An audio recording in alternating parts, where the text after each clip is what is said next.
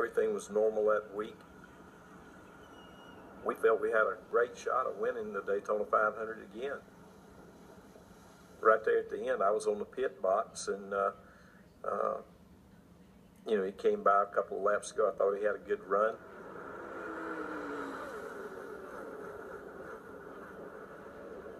It looked like a hard hit, but nothing I felt, you know, life-threatening to him. I went to his frequency. It was dead silence for a moment, and then I heard his crew chief say, "Dale? Dale? Talk to me, Dale." I just jumped down off the box and pulled my headset off. I called Teresa and my wife Judy, and we all headed over to the infield care center. And the rest of it was a nightmare. For 23 years, Dale Earnhardt had shown up at the Daytona 500 each February. In 2001, NASCAR was riding high off the signing of a 6-year, $2.4 billion network television deal.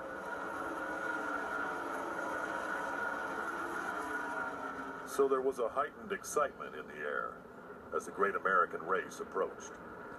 Almighty God, we pause today with all of this excitement, and may your blessings abide with us all this day. It's my first day on the job, and we were a little bit nervous. Gentlemen, start! It's the biggest race we have. It's our first race. It's, you know, baptism by fire. Look at Earnhardt. Right down to the apron to take the lead. Dale Earnhardt Jr. in the red car pushing with him. I've been out there long before now when I thought there was more than one Earnhardt on the track, I can tell you that. Darrell Waltrip was up in the booth. Richard Petty was 9 years into retirement, and Dale Earnhardt was firmly established as the face of NASCAR. As the sport grew, Earnhardt had grown with it, piling up 7 points championships, plus an enormous personal fortune, while polishing up his persona from the early days. I asked him about school. This was way early in his career, and I asked him about school. He said, tried the 9th grade twice and quit. He said, couldn't hang, man, couldn't hang. The story is ingrained in NASCAR lore. The roughneck from the mill town of Kannapolis, North Carolina, who by dint of hard work and his desire to race, avoided working in those mills. Lint heads, they were called, and it wasn't meant to be flattering. Dale Earnhardt escaped, but he endured dire financial struggles and 2 failed marriages. What is the way out of the ghetto, the way out of the mill town? You do whatever it takes. That's what Dale Earnhardt made his living with. He did whatever it took. He was as, for lack of a better term, as redneck as there was. He was off the dirt tracks around here, you know, and he was rough, man. But as time went by, and as Dale matured and the sport grew, they really grew together.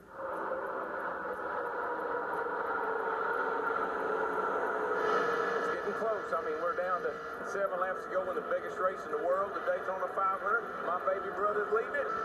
I didn't have any idea TV was going to be like this. Michael Waltrip, Darrell's brother, was leading the Daytona 500, looking for his first Cup victory. Yeah. Oh, Earnhardt. Sterling got into Earnhardt. The white flag comes out, Michael's still leading. I think, God, my brother's going to win the Daytona 500. First race he ever won. 3 wide behind them. You got him, Mikey. You got him, man. You got him. No! Big trouble. Big, right behind them. It's 160, 70 miles an hour head on, into the wall, sudden stop. That's the worst kind of wreck you can have. Your neck just can't take it. It tries to pull your head right off your shoulders. Schrader has climbed out of his car. He and Earnhardt have crashed together. I just hope Dale's okay. I guess he's all right, isn't he? I saw Kenny pull the window net down and he jumped back.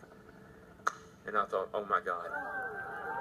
That's all we know. We got to go off the air. The race is over with. And I'm going to interview my brother from Victory Circle. Did it get any better than that? I get all my stuff off Turn around to Big Andy. Big Andy's going to escort me to Victory Circle. Tough, big man. He's got a couple of tears running down his face. I said, what's wrong? He said, we got to go. I said, what's wrong? He said, Dale didn't make it.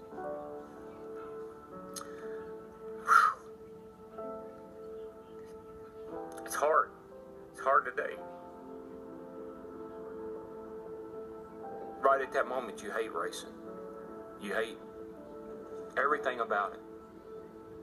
But I mean, that's what really ultimately this is all about, you know, the excitement, the drama, the idea that death does lurk out there, which makes it real. It's the only real sport.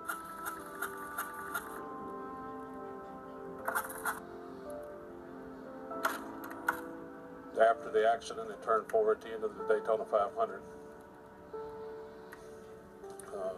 we've lost Dale Earnhardt.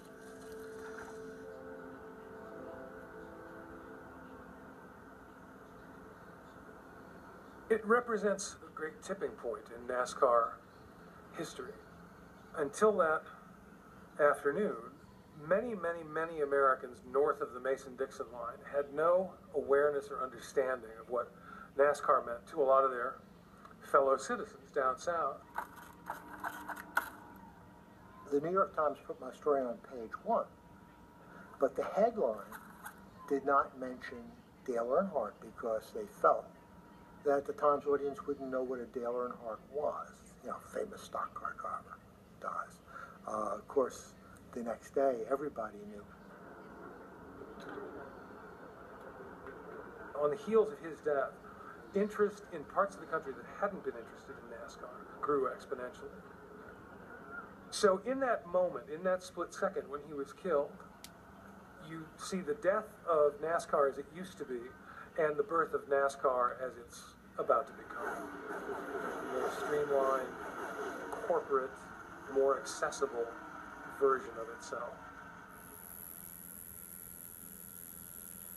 You know, when it came on that he had passed, I really don't remember the next few hours.